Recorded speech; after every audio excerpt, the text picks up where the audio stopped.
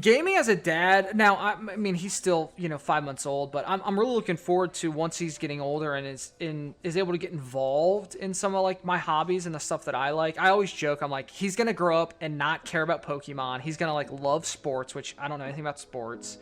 And it's gonna be like, hey dad, the game's on. And I'll be like, what game? Like, what are you talking about?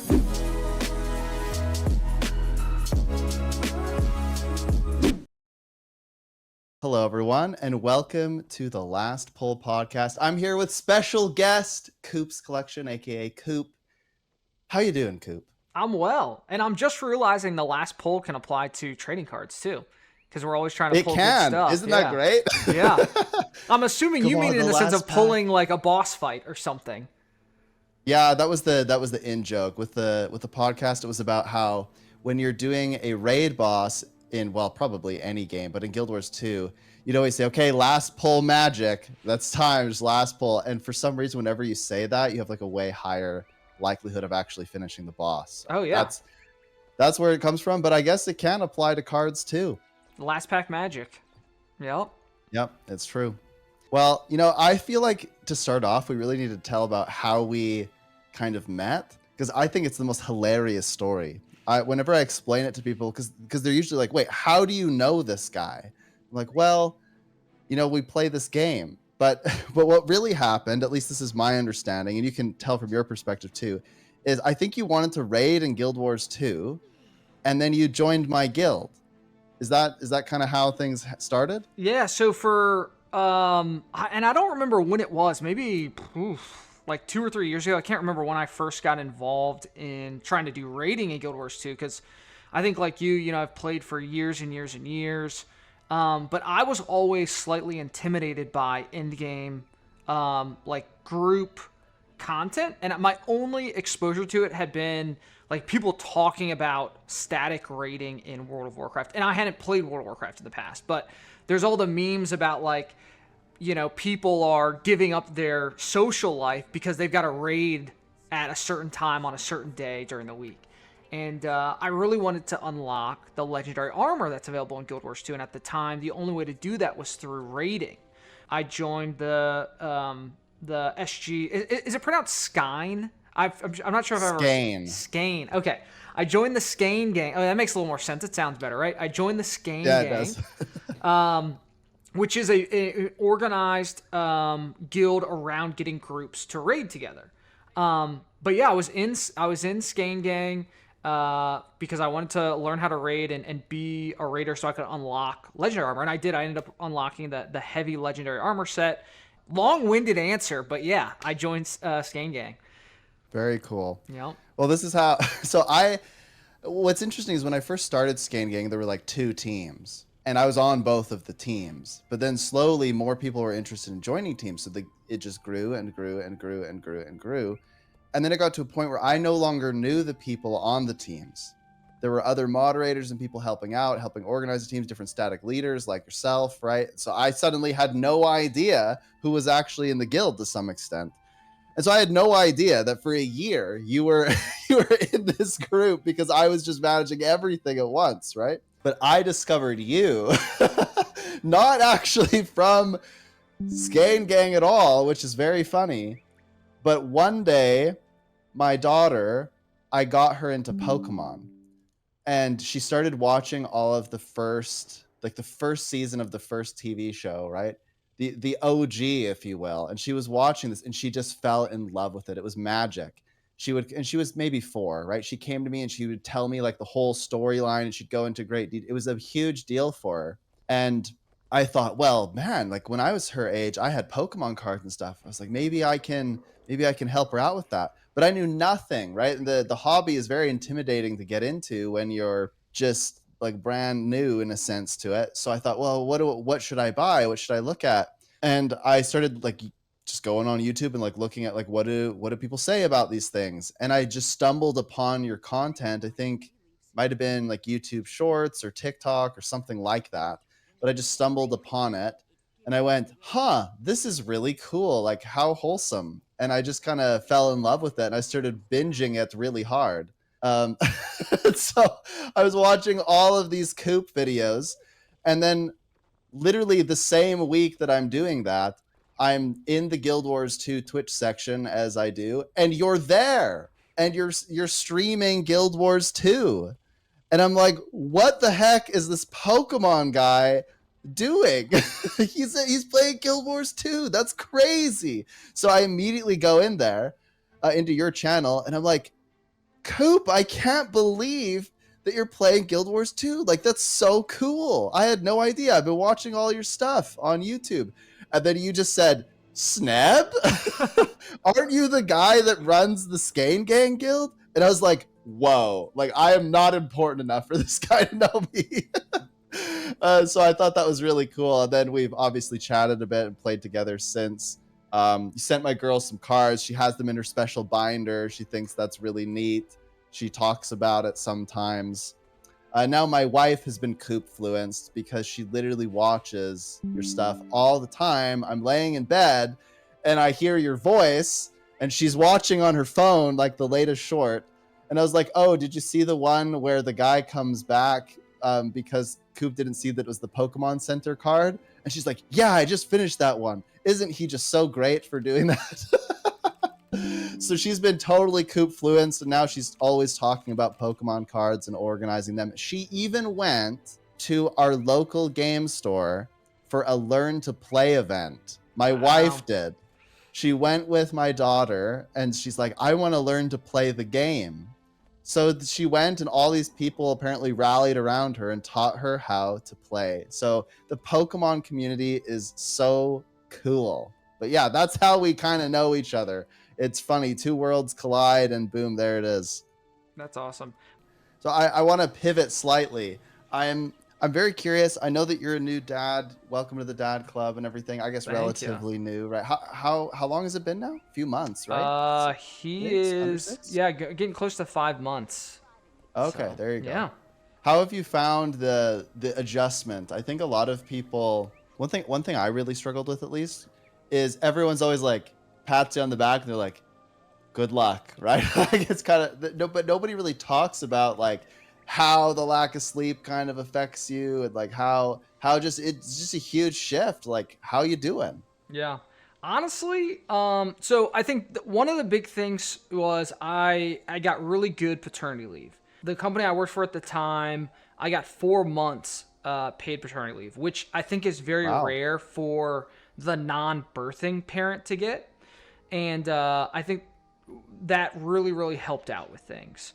It worked out really well because my wife and I were both on leave for a solid, what's crazy is I got more paid leave than she did. And how unfair is that? As the person who gave birth, her company only gave her 5 weeks paid, and then she took the other 6 based off of FMLA, which is unpaid, and just you're not going to lose your job if you take the leave, sort of thing. So, but we both had the time off, which helped a lot.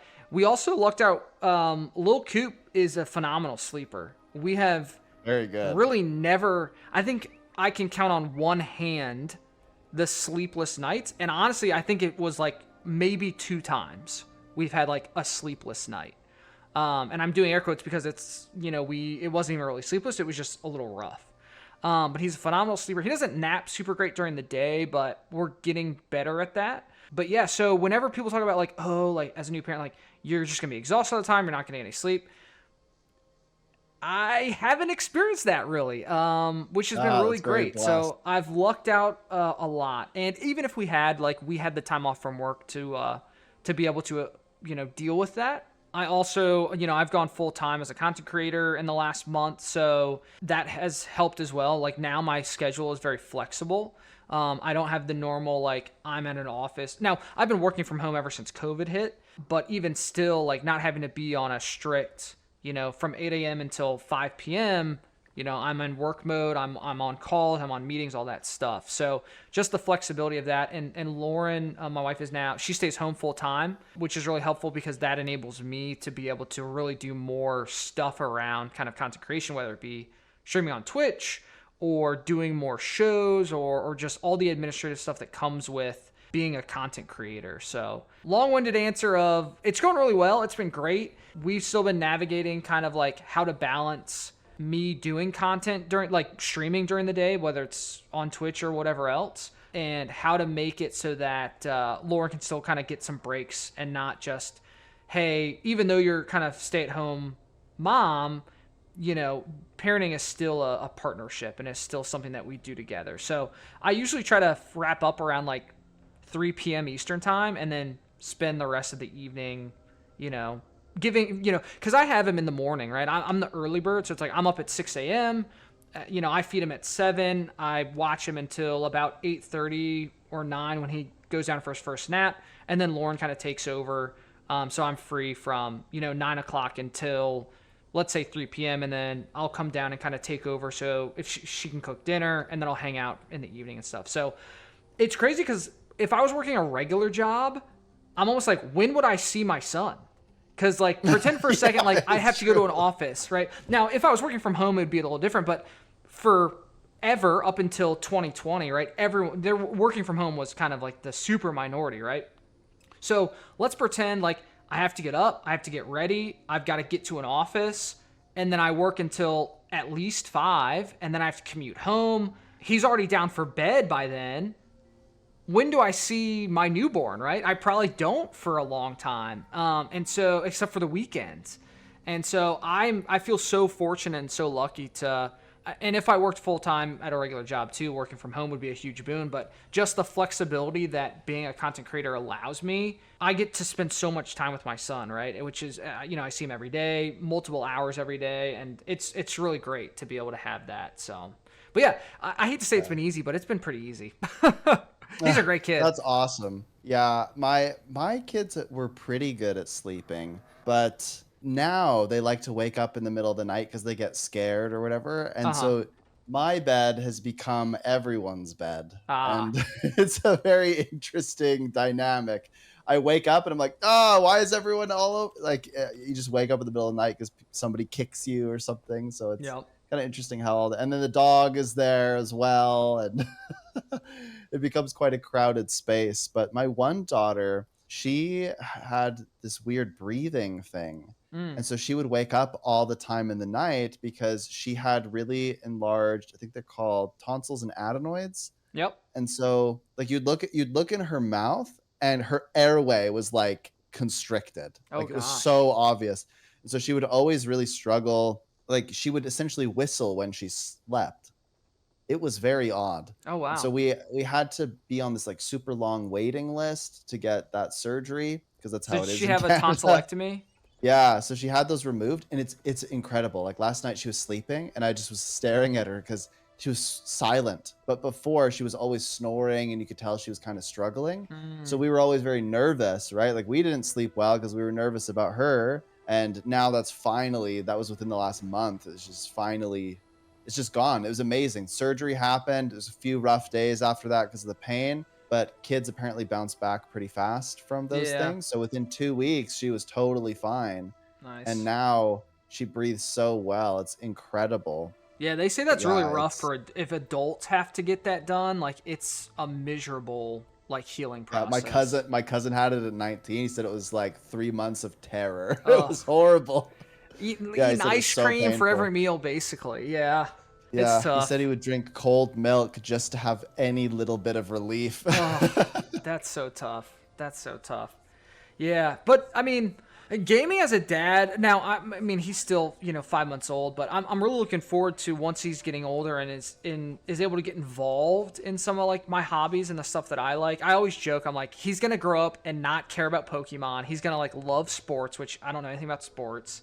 And it's gonna be like, hey dad, the game's on. And I'll be like, what game? Like, what are you talking about? So I'm really hoping he has the same interest as me. But if not, like that's okay. I'll take him to the baseball game if he wants to go. I was always worried because I have 2 daughters, right? And I was always worried that I wouldn't be able to connect with my daughters as much as I would if I had a son. I thought, oh, they're just gonna like my wife, and I'm just gonna be the guy that carries the bags and pays for everything. Yeah. So I was always worried that we just wouldn't have any shared interests. But it turns out that they probably like the stuff I like far more than the stuff that my wife enjoys right now. Like my wife she was a basketball player. She coaches basketball, and I like sports too. but I'm a huge nerd. I like video games and I like Pokemon and those kinds of things. And my wife knows almost nothing about it. So when my daughters are now like, okay, do you know what Pokemon this is? And they're like talking to me about it. I actually think that's why my wife went and made this big leap to try to learn it, is because she can see how excited they are by these things. Mm-hmm. It's really quite special. And oh, to touch on something you said earlier with, like when do people see their kids? I started my PhD program last year and I was essentially living away from home for long periods of time. And I was really, I knew it was a temporary sacrifice, that it was going to be a year, maybe two, like that, where I was away from the family a lot, like maybe 7 days at a time sometimes, or at minimum 4 days at a time. So I Mm-hmm. wasn't there for bedtime. I wasn't there ever. And I was just so nervous about how that would impact them. And my daughter this morning, she said, Dad, I'm so glad that you're back from the city. And I said, oh, what makes you say that? And she's like, well, I just like that you get to spend time with us now. And I like when we have our daddy daughter dates. It's Oh. amazing how impactful these little things are for them. Like I started doing daddy daughter dates with my daughters. I took them to a restaurant, little Italian place, like a local place, and we just got a pizza. And they tell everyone that it's their favorite pizza place. Oh. So as they get older, you get to cherish these little moments where they have really great memories and they think about all the little things that you do and say and those moments that you have with them. And I think that's part of what makes your content so compelling for me when I'm watching you at a booth and a 6-year old comes up to you, and as a dad to a 5-year old, I like, okay, well that could be me, right? With my kid. And you make that, inside out core memory moment happen for them, right? Where they're like, oh my gosh, this is the coolest card ever. And it doesn't have to be a card that has immense monetary value. It's just something meaningful to them. They have that core moment, their parents right there. They're like, and you always hear the parents say, what do you say? Right. And they'll remember that forever. Like it's just such a special moment, and a moment that not only does the kid get, but I don't think a lot of times people realize that the parent is a part of that interaction a lot of the time, and Mm-hmm. it's helping bond them with their kid. And that is so cool. Yep. So It's cool. it's so interesting too, because I come across so many people who it's like the parents are very into the hobby too, right? They've grown up with Pokemon, they love Pokemon, and their kids are into it. But I've also come across so many families where it's like the parents are, because I'll be talking to the kid and be asking about that, and then I'll ask parents like, oh, so like, are you guys into this as well? Like, who are your parents? They're like, we're just here for him. Like, we don't. They won't say it like that, right? But Yeah. they're like, Yeah. they're helping, supporting their child who has this interest. And I can't imagine as someone like, let's fast forward to 10 years from now, right? My son is 10 years old, and maybe he asked me about something I've never even heard of. And he's like, hey, there's this big event coming up, right? And there's going to be hundreds of people there, and you have to buy tickets, and I'd really like to go.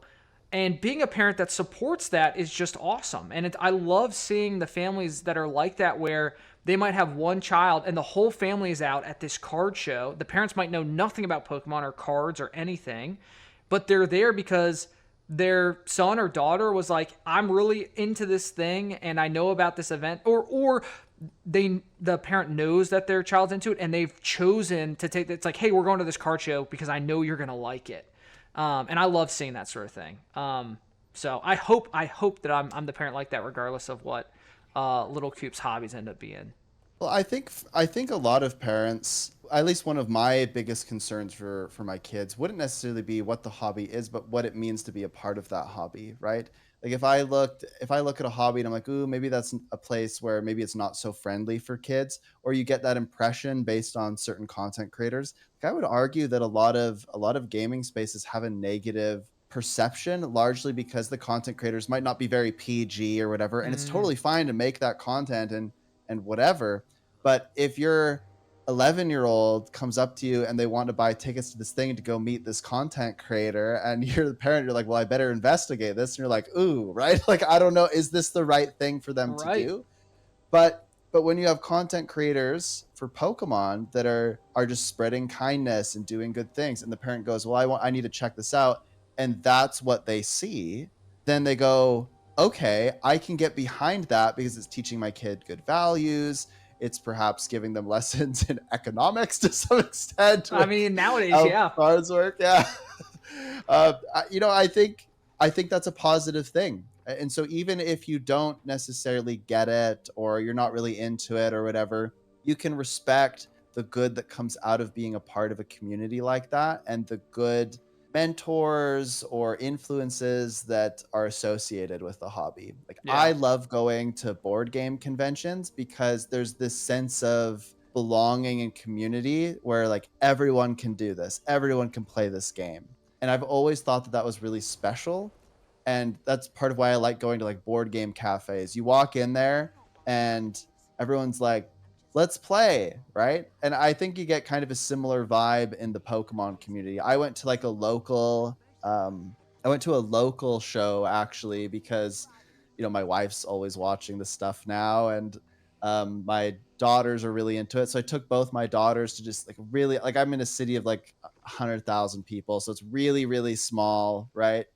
And so we went, and there was a guy there, and he had on like a full out Pikachu like onesie, and he had his own little stall, right? And we went by, and we were just walking by, and he can see I'm dragging my two kids, right, two daughters, and they want to stop at everything and talk about Pokemon to everyone who will listen. And he's like, "Oh, would they want a free card?" And it was funny because I immediately thought of you. I'm like, this is something Coop would totally do. So he sees the struggling dad pulling two daughters through, and this guy's like, "Hey, like, what's your favorite Pokemon?" He just starts talking to my two girls, and my one daughter's like Eevee, and the other's like Squirtle. And so he goes in and he pulls out like a Squirtle card and an Eevee card and gives it each to them. And then I turn and I notice that he is live streaming too. And and I'm like, "Hey, like, are you a content creator? What's going on?" And he explains that that's what he does, and he really loves it and everything. And I'm like, "Oh, that's really neat." And so we ended up. Let's do something then. So I bought a pack from him, and we opened the pack on stream and whatever.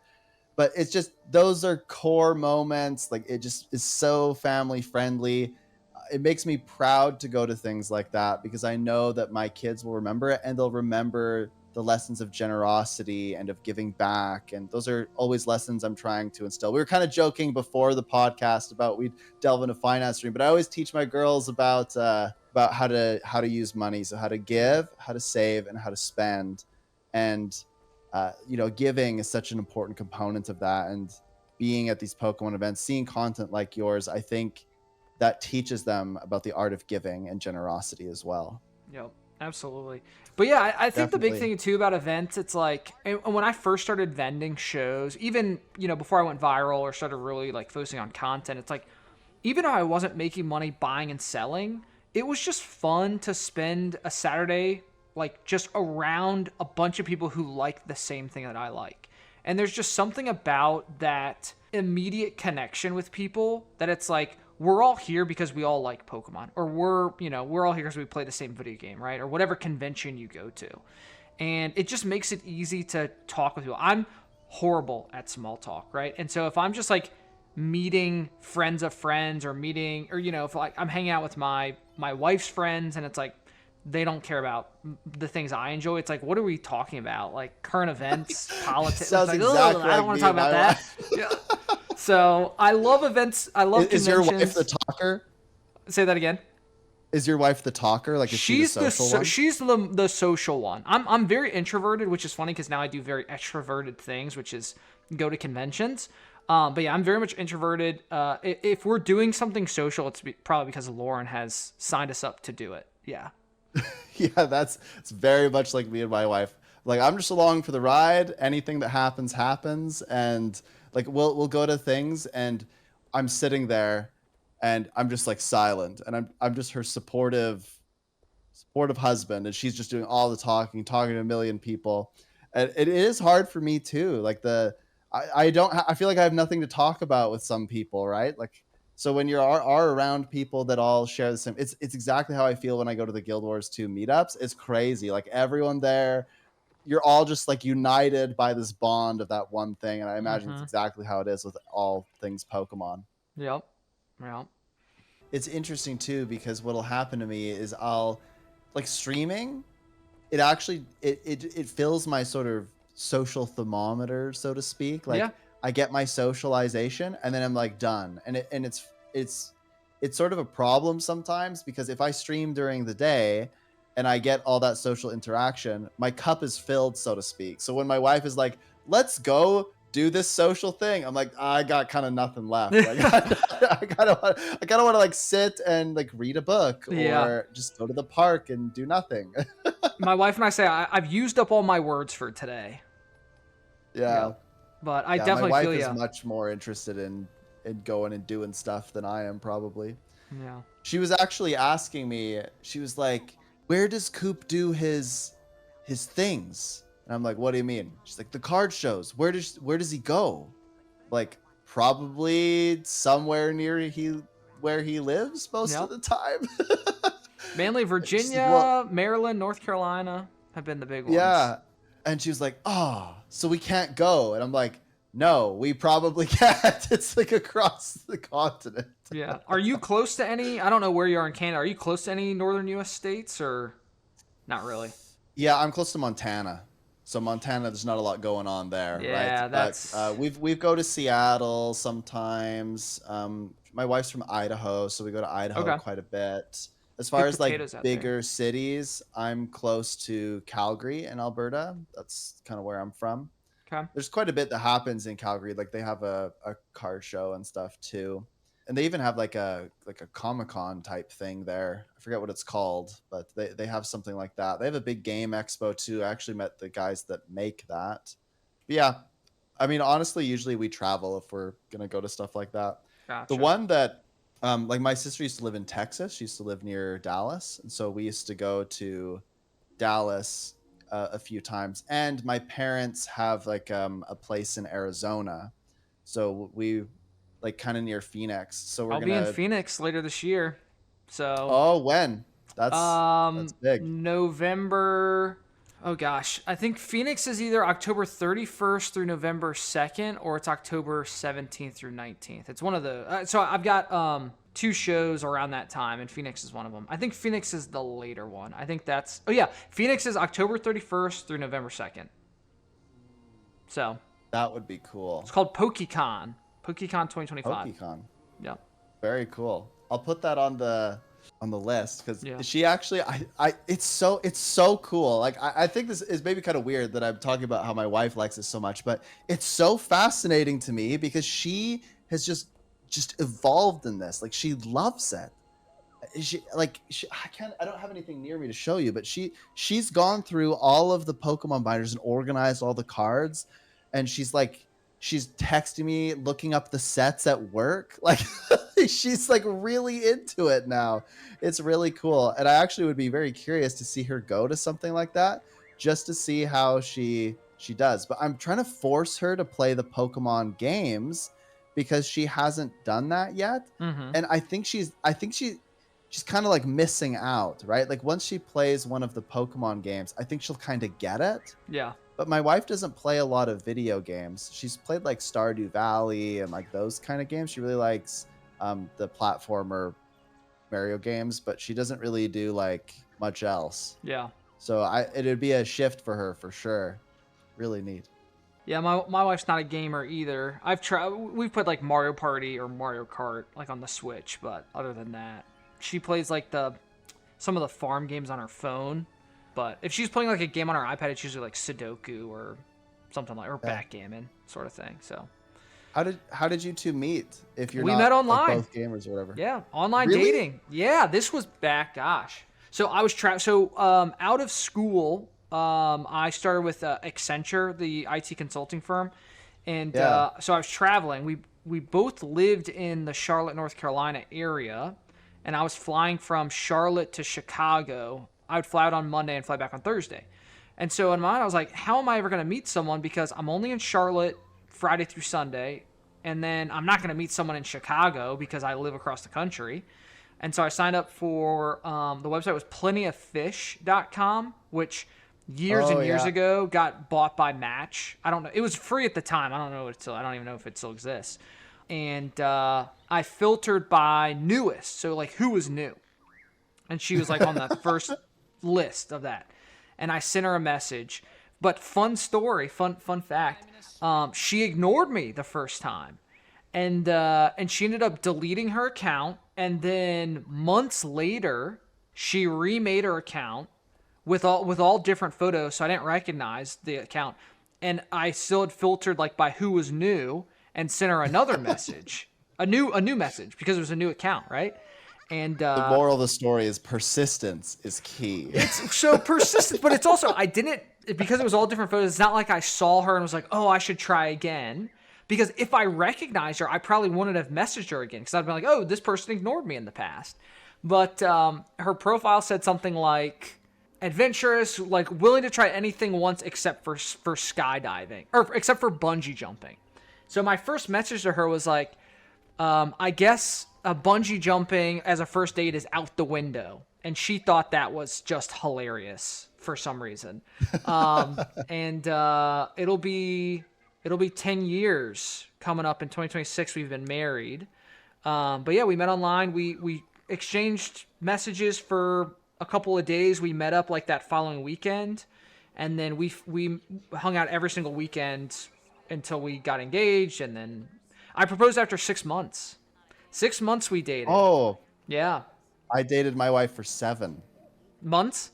Oh, yeah, 7 months. Nice. Well, now, we had a year and a half engagement. I'm glad you said that because I usually don't tell anyone because they usually go, what the? Right? Like, My dad proposed to seriously? my In mom only 7 after months? my dad proposed to my mom after 6 weeks, and they've been married for 35 years.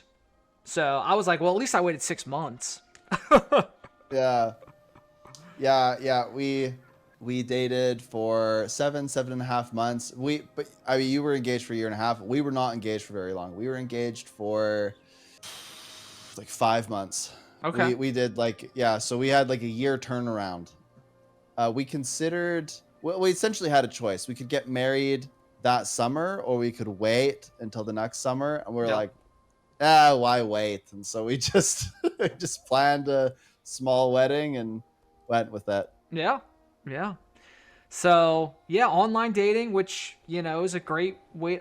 Nowadays I have no idea. So when the apps really started to take over, I think Tinder came out the summer after I graduated college.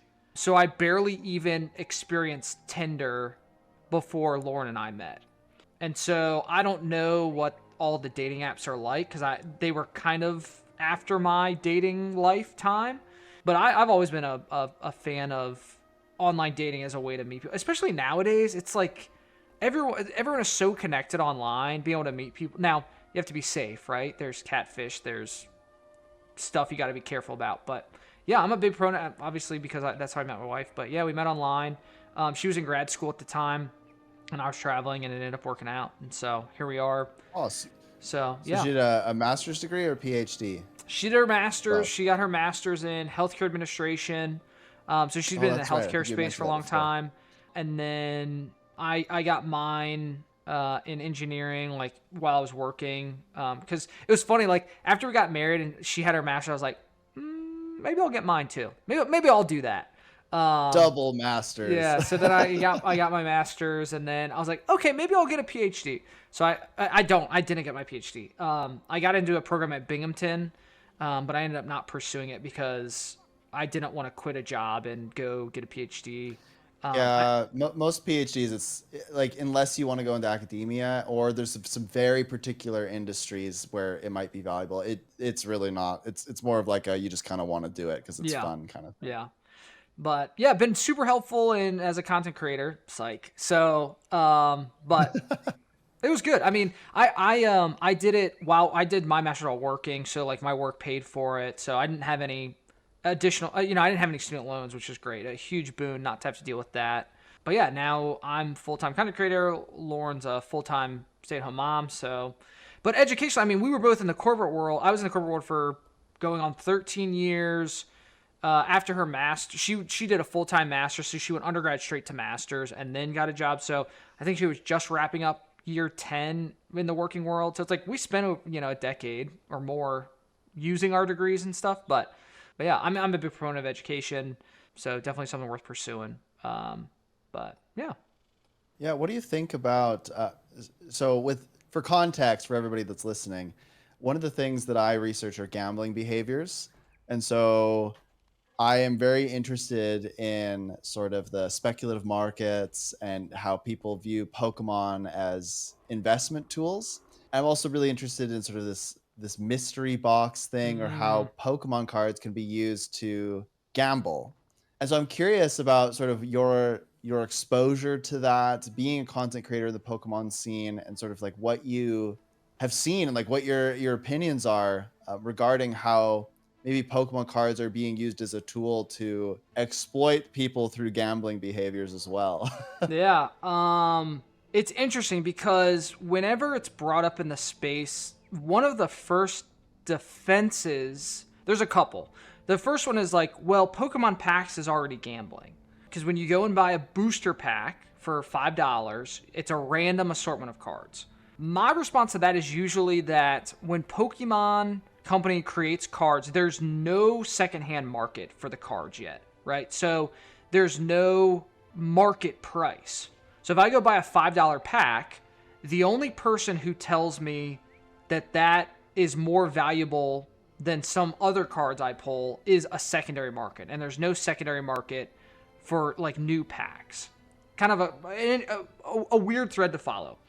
So my argument is that Pokemon packs themselves is not gambling. I would say mystery products, it is gambling. It's such a fine line, but I would say I'm in the camp where mystery products is gambling and taking advantage of people's gambling, potentially addictions. I mean, but there's so much money in it. I understand why people pursue that as an avenue of selling product. The reason why I think mystery products are gambling is because the way people set them up is a lot of times there's let's use graded cards as an example, because I think that's a prime way to look at it. They might say here's a picture of 100 graded cards. I have 100 mystery packs. You will get one of the graded cards in this photo. Some of them are worth thousands of dollars and some of them are worth nothing. I've set a price point and a price floor and a price maximum. So it says it costs you, I'm just going to make up numbers. It costs you $100 to buy this mystery product. The expected value of this mystery product for you is going to be less than that $100. But if you're lucky, you'll get something worth way more than that. All right. So if you're spending money hoping to get something that the secondary market has told you is worth more than that you can sell for more than that, that's in and of itself, that's gambling, right? I'm spending money hoping to make back more money.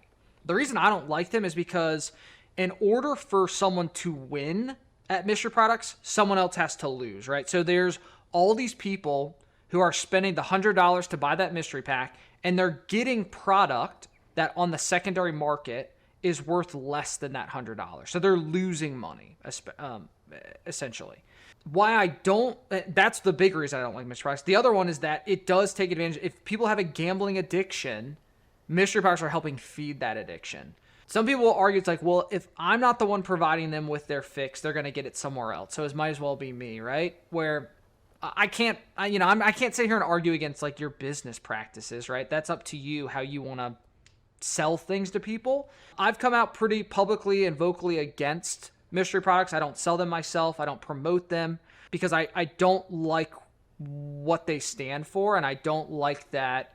I want to offer a service that if someone buys it, there's a chance that they leave feeling bad, right? I don't want to be the person who provides that to them. So that's kind of where I lean on mystery products. Again, it's rampant in collecting in general. Like you can make mystery bags out of whatever you want, right? Could be straight cash, could be collectibles, could be whatever, right? And I think they've become super prevalent in the collecting hobby because, one, product has gotten really difficult to get. So one way to get it is through mystery products, and you're just hoping that you make your money back. And the other is people like to gamble. People like to try to make more money than they've got. So anyway, long-winded answer, but yeah, definitely against mystery products.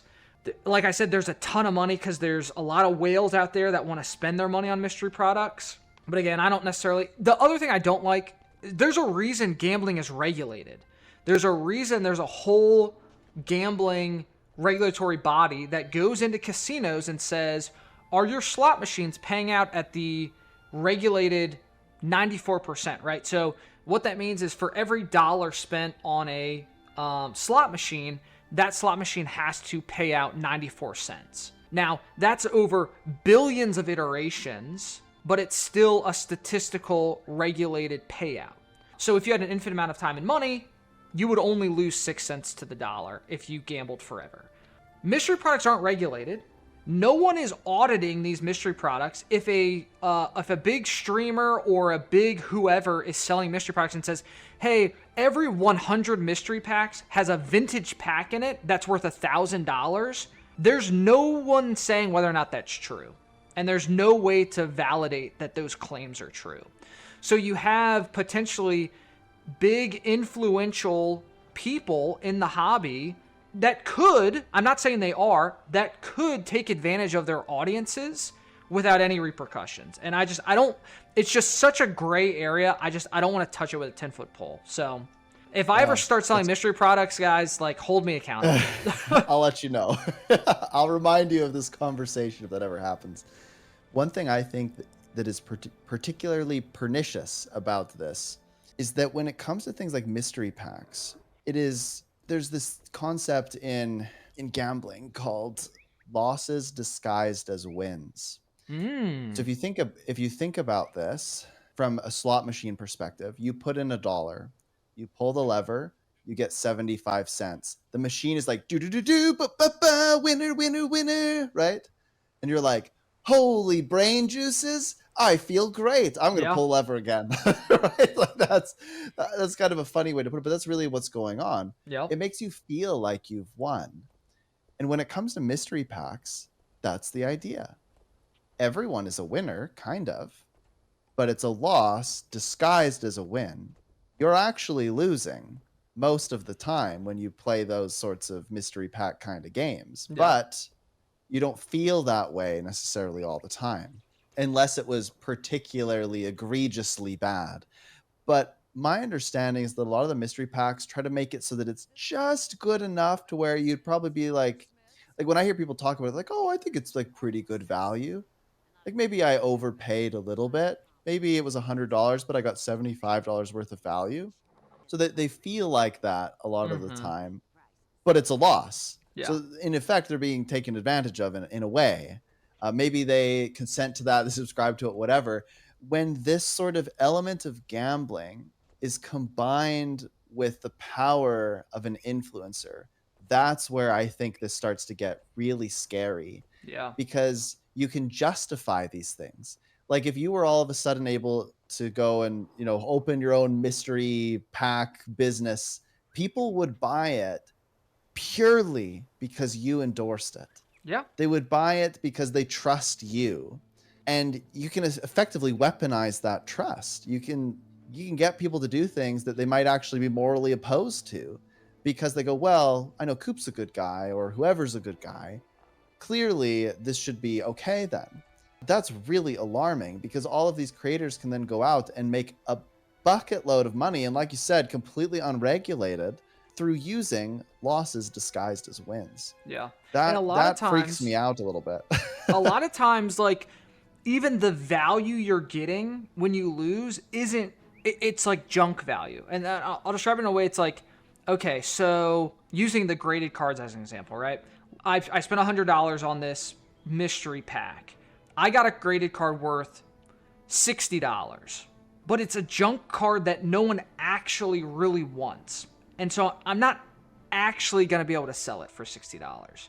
Even though the market value is $60, can I actually recoup those $60? Probably not. And so it's almost like you said, losses disguised as wins is one aspect. The other, it's like the value I'm selling you, while it's kind of true, it's almost not, because I'm offloading things that I can't even sell or no one really wants, but it has some value. So it's like just another negative aspect of it. Yeah, it's just it's I don't know if I don't want to get too like I'm into like what I would consider like what's scummy and what's not, but I think if you're a large influencer and you are hawking a product that leads to people losing money, why? Like, why do you feel the need to do that outside of like you just want to make money for yourself?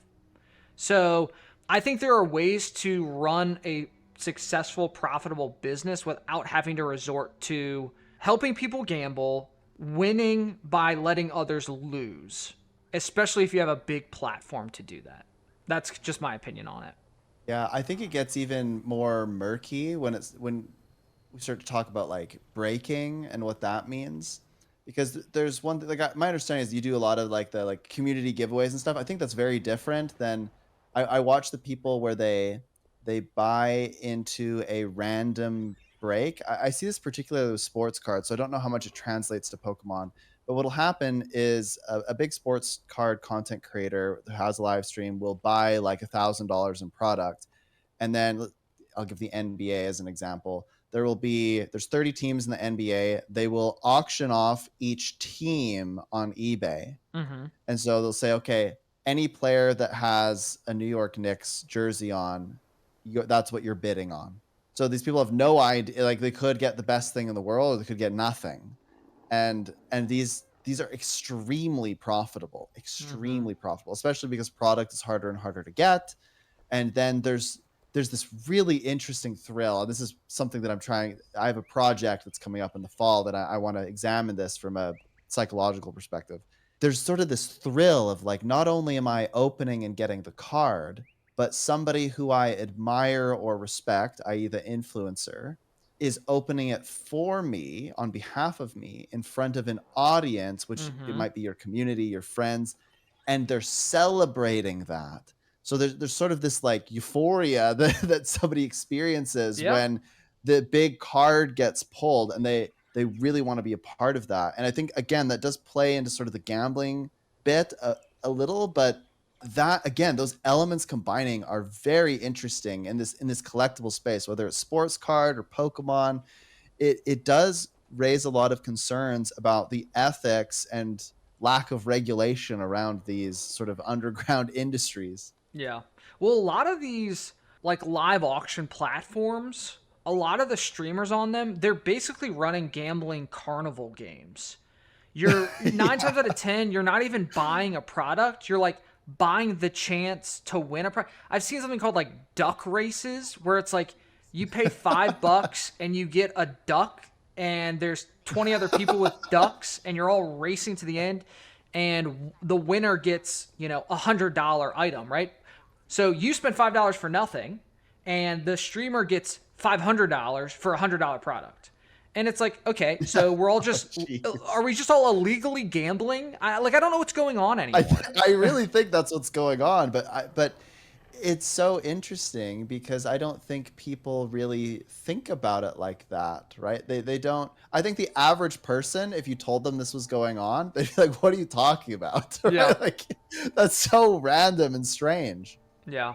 It's a weird landscape. I think the breaks translate to Pokemon. I've done a break or two in over the last year. I don't really like breaks very often. I do a ton of like giveaways, which is awesome to like everyone's just like celebrating together. No money's being exchanged. And I've done like two or three like box breaks where it's like, I'm just selling the pack. I'm opening it for you.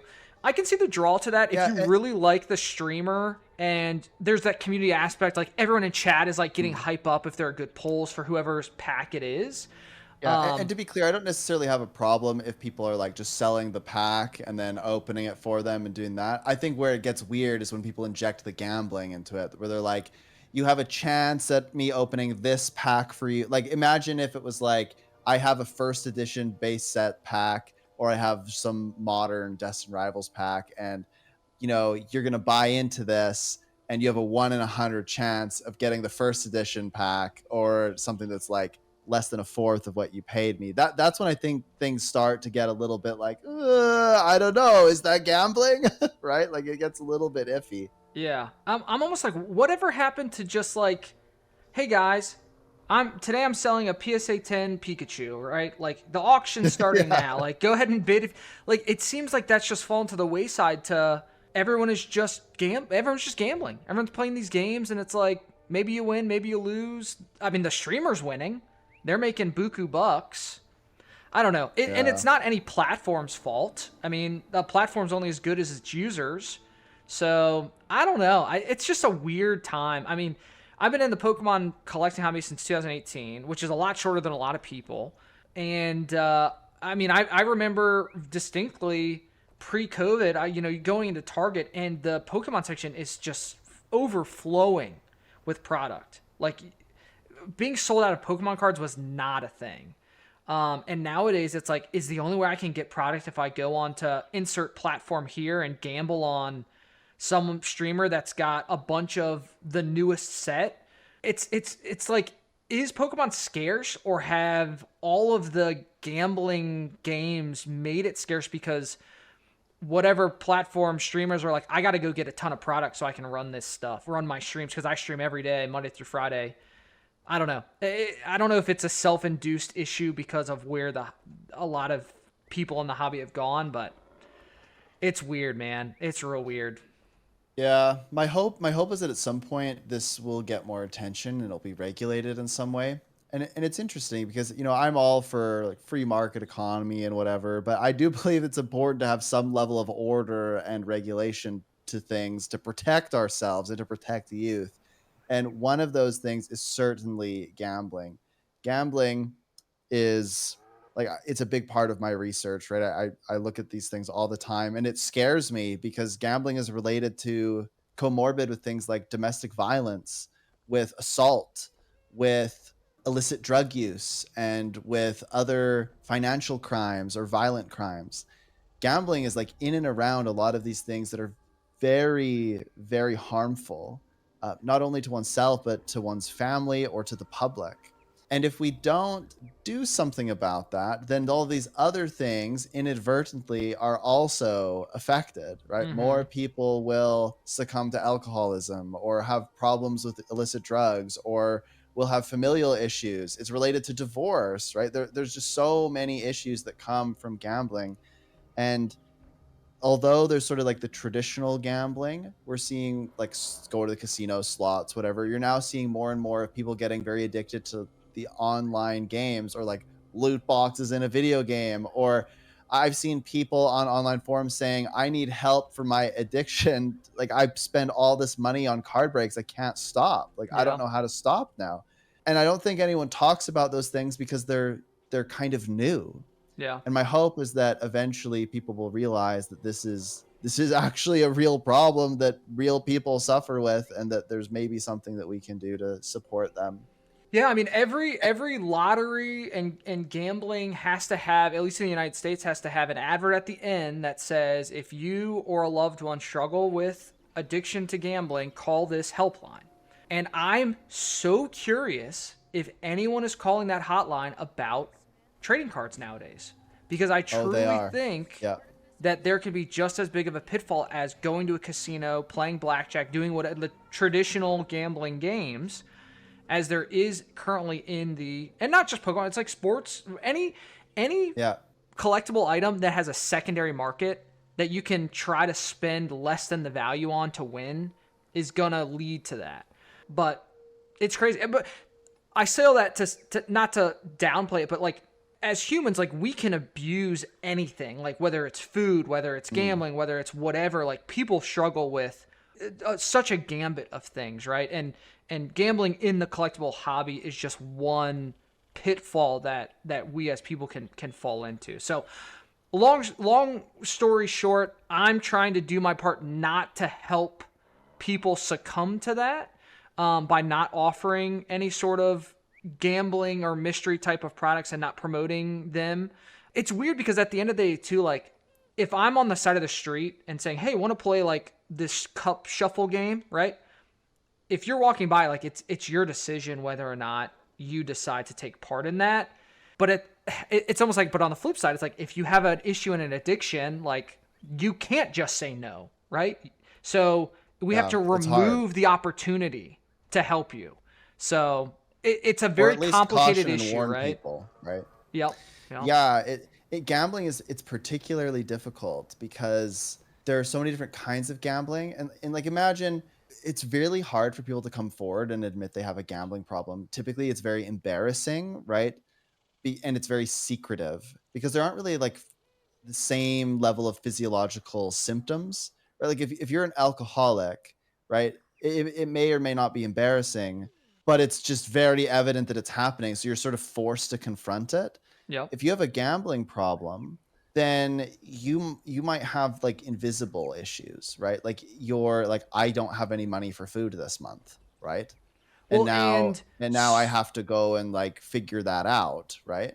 and so many, and I don't want to say it's like a gender thing, but so many men's identities are tied to their financial worth that it's Mm. very difficult for a guy, and I'm sure women too, to admit like I've lost so much money gambling. If I'm tying my worth or my value or my identity to have I been successful financially, having to admit I haven't been, I can't even imagine the difficulty that comes with that. And so finding help for gambling addiction, I could see as such a huge hurdle to have to get over that admission phase.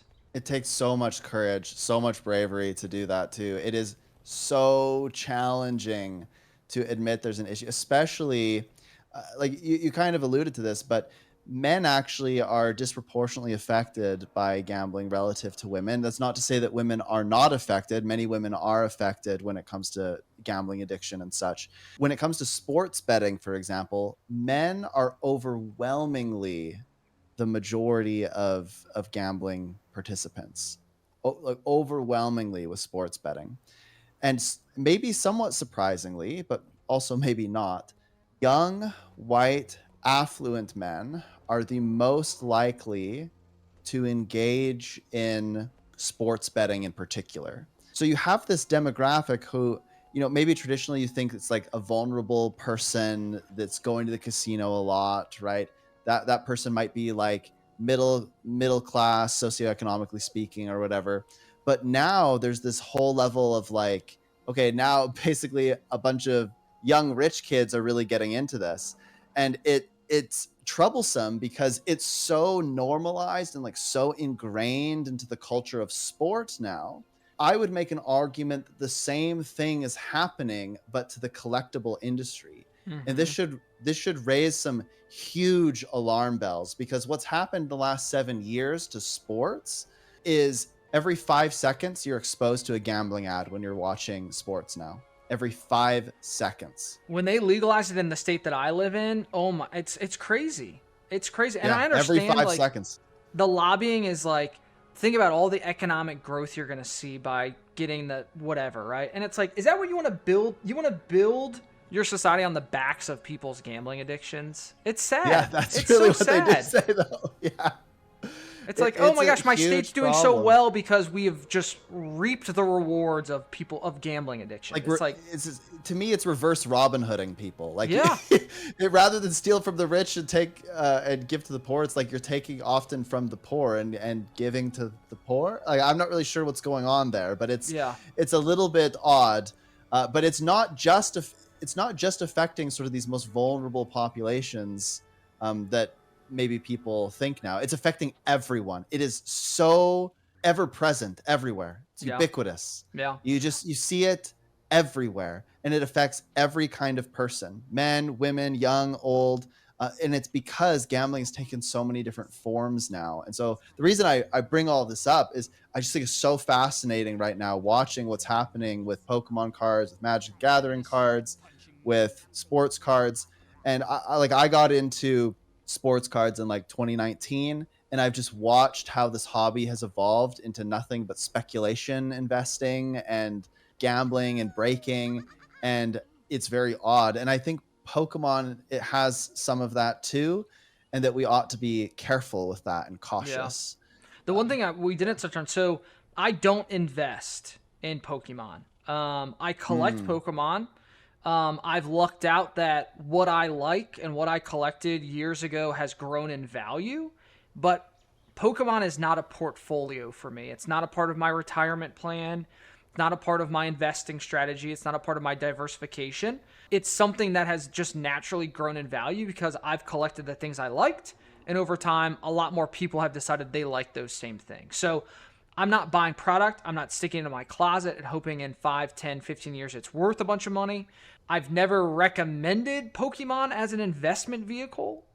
If that's something you're interested in doing, like by all means, I would say if you're someone who wants to invest in Pokemon, it should be after you have fully funded a 401k retirement account or met a company match or all of your traditional retirement investment vehicles, which I think it's tough for younger people to buy into nowadays because, and I don't know how much time, I think we're getting down to the wire here on timing too.